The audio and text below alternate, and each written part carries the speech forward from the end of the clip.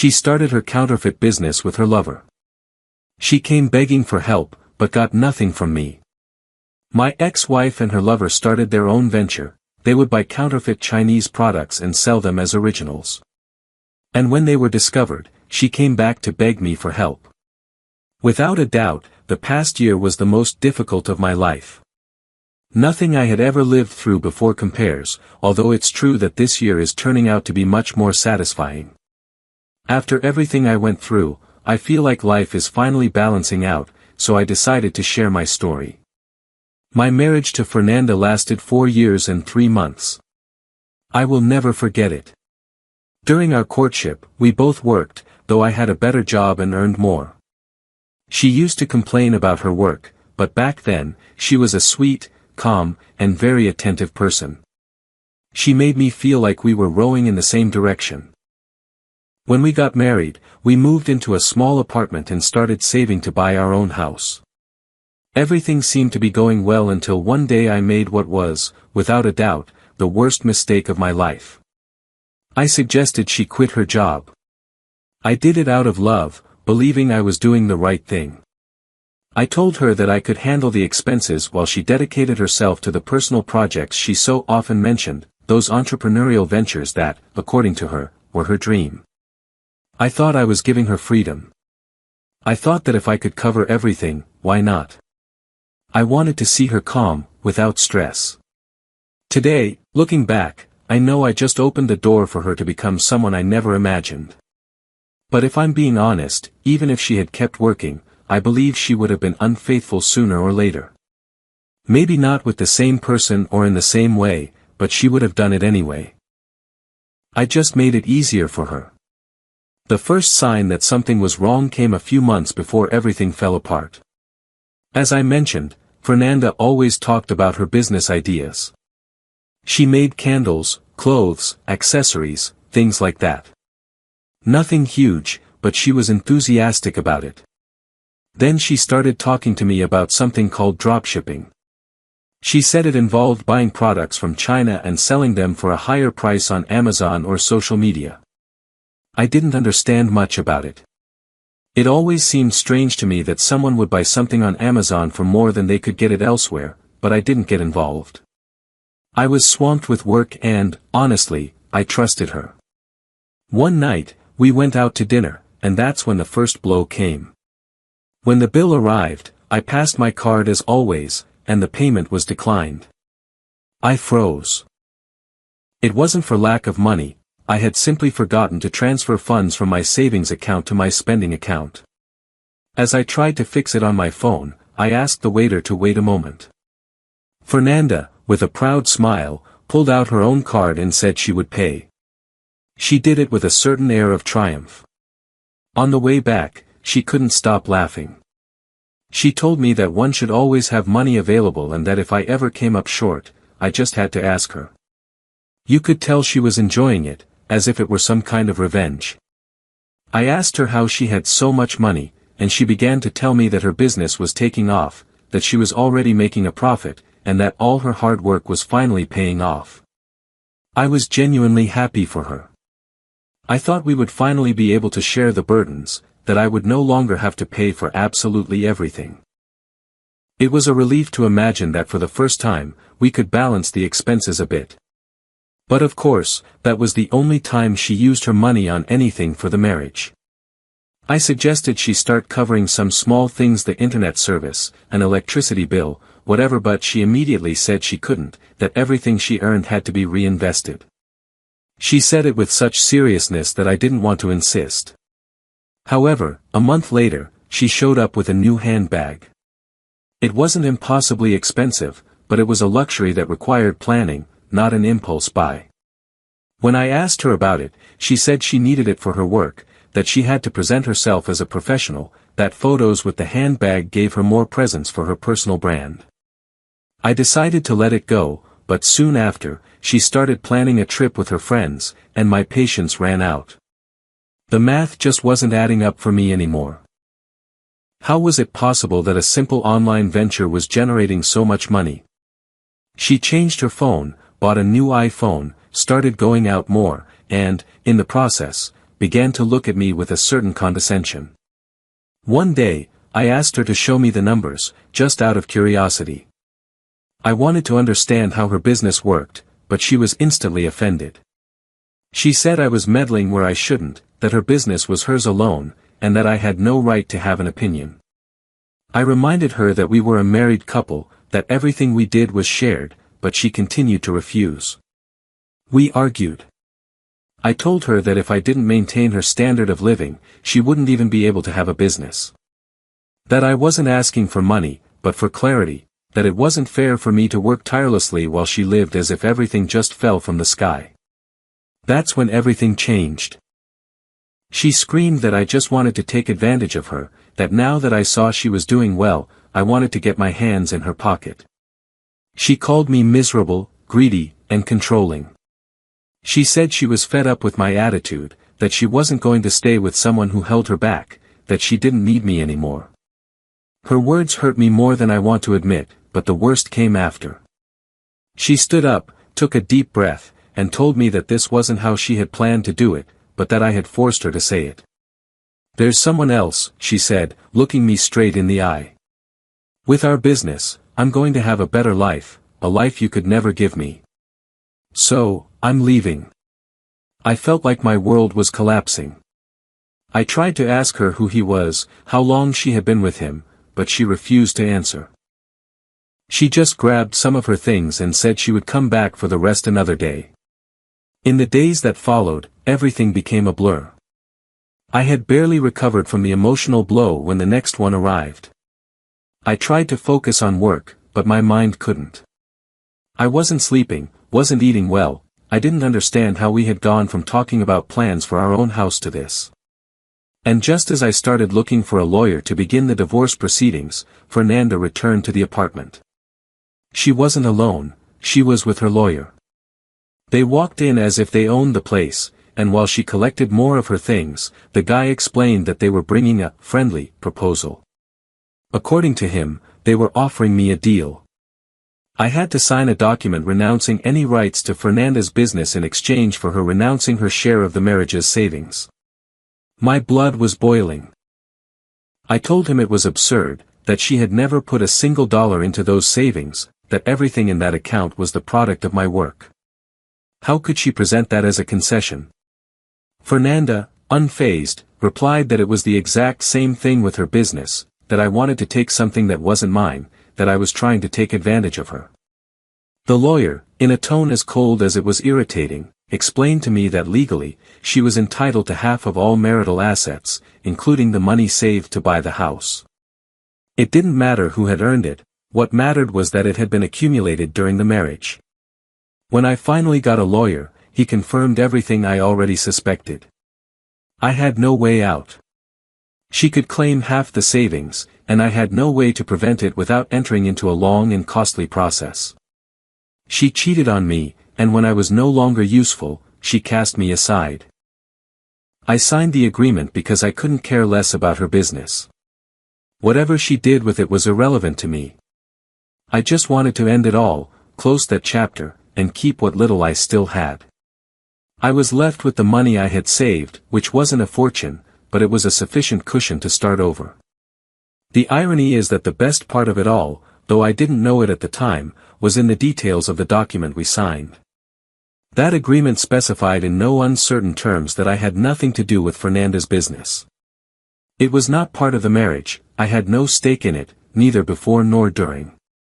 At the time, I paid no attention to it, but later I would understand that it saved me from something much worse. After the divorce, Fernanda disappeared from my life as if we had never existed. Including our courtship, we had been together for over 10 years, a decade, sharing a home, plans, projects, and dreams. And yet, she was able to turn her back and leave without a second glance. It hurt more than I can explain. It wasn't just the betrayal, it was the coldness, the indifference, the ease with which she erased me. The months that followed were humiliating. While I was explaining to acquaintances that we had separated, Fernanda never stopped posting on social media. She claimed she was now an expert entrepreneur. She uploaded photos of trips, parties, and showed off her new purchases, watches, designer clothes, perfumes. Everything was perfectly filtered with motivational phrases about success, financial freedom, and self-sufficiency. Every post was like a slap in the face. I struggled to understand how someone could rebuild their image so quickly. I was still trying to piece my routine back together, paying the rent, trying to sleep without thinking about what had happened, while she seemed to be living the best time of her life. One night, several months after the divorce, I was in the apartment. I had had a little whiskey, feeling that mix of sadness and resignation that pushes you to look back, even when you know you shouldn't. I ended up opening her social media, and there I found something that left me speechless. Fernanda was not only continuing with her business, but she was now also offering courses to teach other women how to get ahead. She had built a kind of community, a group of followers she called My Visionary Girls. She posted videos where she talked about mindset, abundance, and empowerment, always with a glass of wine in her hand, surrounded by luxury. She said she had discovered the secret to success. I was disgusted, but not with her. With myself, because despite everything, it still affected me. I realized I had been suffering for someone who was worthless. She was exactly what she projected, an empty, fake, and superficial person. That night was a turning point. I decided to literally move on. I left the apartment we had shared and moved to a smaller, simpler place, but it was mine. Between my savings and the reduced expenses, I knew I could get organized to buy my own house in the future. I focused on that. I started working more hours, saving with discipline. I blocked Fernanda from everywhere. I even distanced myself from mutual friends so I wouldn't hear anything more about her. Over time, I started to feel better, not because I had forgotten what happened, but because I no longer cared. The pain had passed, and what remained was calm. When I managed to make the down payment for my house, with a good bank plan and comfortable installments, I felt a deep satisfaction. I had done it on my own. And then, just when I thought that chapter was completely closed, she reappeared. Almost 18 months had passed since the divorce. I was leaving work, on a regular afternoon, when I saw her waiting by my car. I didn't recognize her at first. She looked different, thinner, with dark circles under her eyes, lacking that arrogant energy she used to have. She greeted me with a trembling voice and asked if we could talk. I told her I was busy, that I had nothing to say to her, but she insisted, she begged me. And I don't know if it was curiosity or just the habit of wanting to understand everything, but I ended up agreeing. We went to a nearby coffee shop. From the first moment, I knew something was wrong. She didn't order anything. She sat across from me with her hands clasped and a vacant stare. I ordered a coffee but didn't offer her anything. If she wanted to talk, she could do it with a dry throat. I need your help, she said as soon as she opened her mouth. I'm desperate, and only you can help me. I didn't know what to say. I just listened, and then she began to tell me her story. According to her, after leaving me, everything was like a dream. They traveled, they shopped, they spent without thinking. They lived the high life. Her lover, the visionary partner, promised her that their venture would be the beginning of an empire, and at first, everything pointed to that. They were making more money than they could spend. Every week brought more sales, more orders, more transfers. I asked her, almost sarcastically, how they had managed it. Her answer sent a chill down my spine.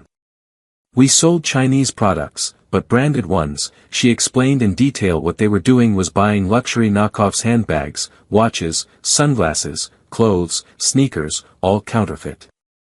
But we sold them as originals, she said, without looking at me, cheaper than in the official stores. There was their secret. They would buy knockoff Gucci bags for $30 and sell them for $200 or $300. The margin was absurd, and people fell for it time and time again, convinced they had gotten a discount. And no one complained. I asked. Of course they did, she replied. But we deleted the negative comments or opened new accounts. As long as the payments kept coming in, we kept selling. She told me they started making so much money that they stopped worrying about anything.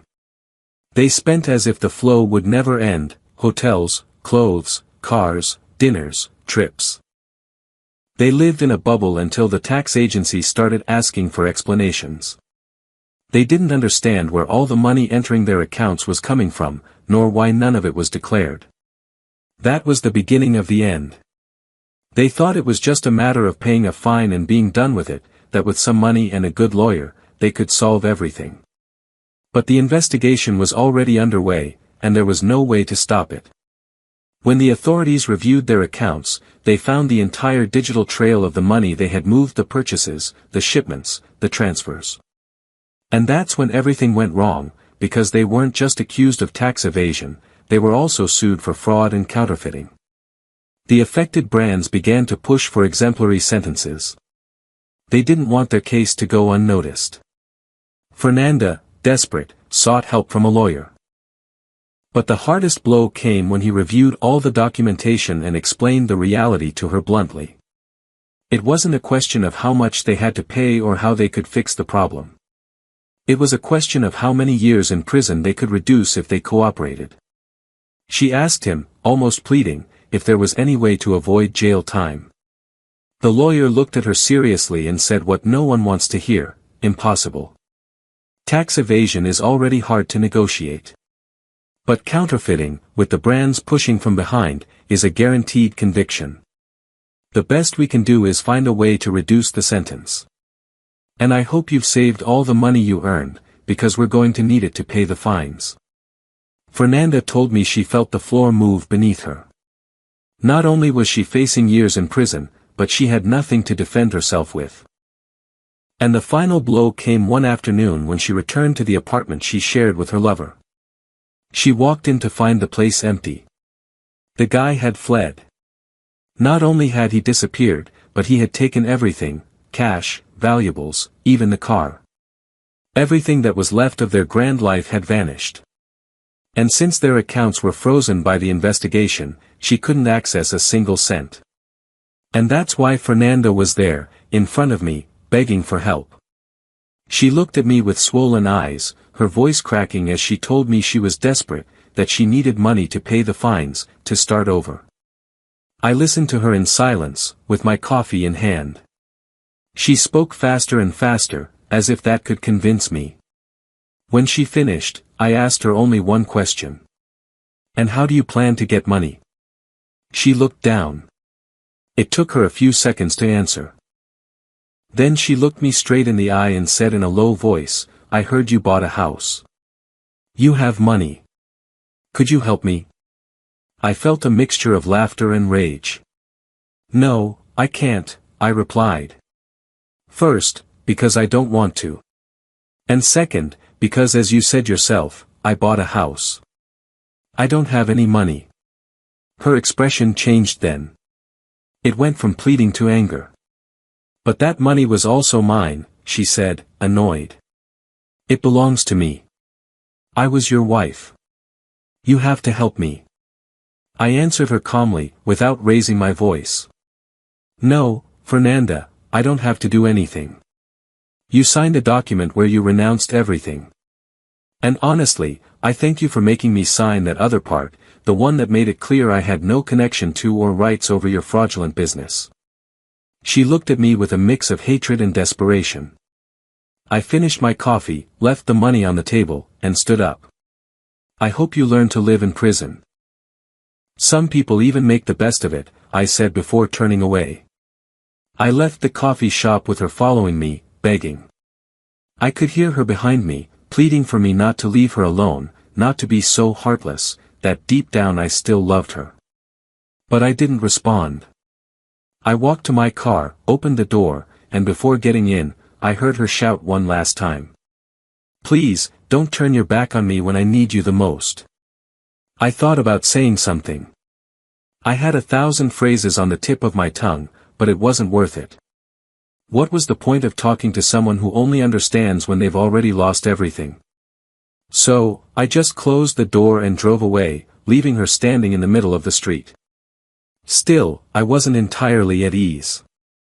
The next day, I contacted my lawyer. I asked him to review the case and confirm that my name didn't appear anywhere. I didn't want that investigation to touch me in any way. Fortunately, everything was in order. The documents she herself had signed completely shielded me. Legally, I did not exist within that business. When the day of her sentencing came, my lawyer informed me of the result. 6 years in prison. In addition, a fine of around $250,000, covering taxes, penalties, and compensation to the affected brands. She wasn't just convicted of tax evasion, but also for the commercial damage she had caused with her counterfeits. Her lover, for his part, had an outstanding arrest warrant, but her sentence was already signed. When they caught him, he would face the same fate. It might sound cruel or petty, but when I heard the news, I felt an enormous sense of peace. This, without a doubt, has been a good year for me.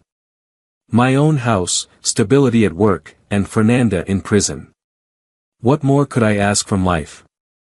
Quick edit, it turns out things could get even better. 2 days ago, I found out they caught Fernanda's lover.